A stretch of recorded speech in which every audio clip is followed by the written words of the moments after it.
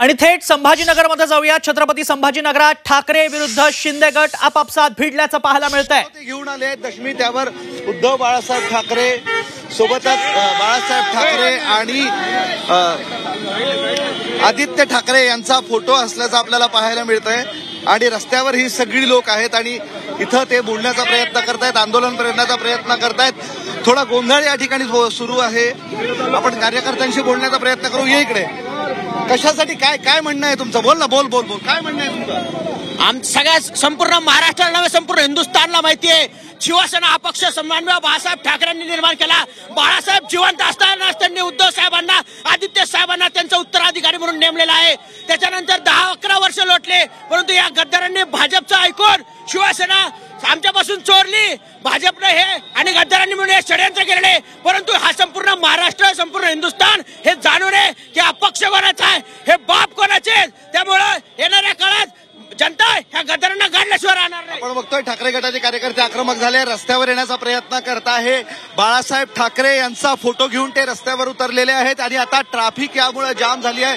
जणू रास्ता रोको सारखं आंदोलन सुरू आहे। पोलीस समजावण्याचा प्रयत्न करताय, मात्र आता क्रांती चौक मध्ये मोठा गोंधळ झाल्याचं चित्र आपल्याला पाहायला मिळतंय।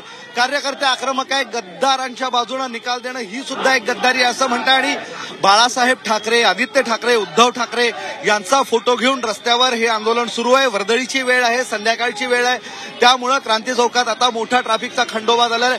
पोलीस आता कार्यकर्त्यांना मागे करताय, मागे ढकलण्याचा प्रयत्न करताय।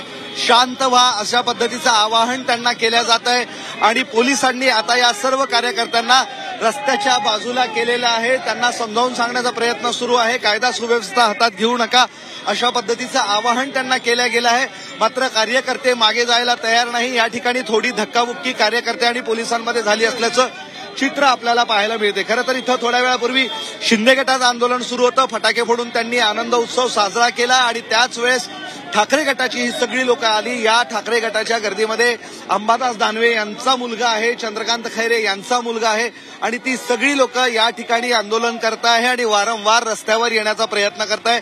त्यामुळे पोलीस आणि त्यांच्यामध्ये चांगलीच धक्काबुक्की इथं होत असल्याचं चित्र आपल्याला पाहायला मिळतंय। आपण दृश्यात बघतोय, पोलीस त्यांना समजावून सांगण्याचा प्रयत्न करतायत आणि या सर्व परिस्थितीत कायदा सुव्यवस्था हातात घेऊ नका असं पोलीस त्यांना सांगण्याचा प्रयत्न करत असल्याचं चित्र आपण बघतोय।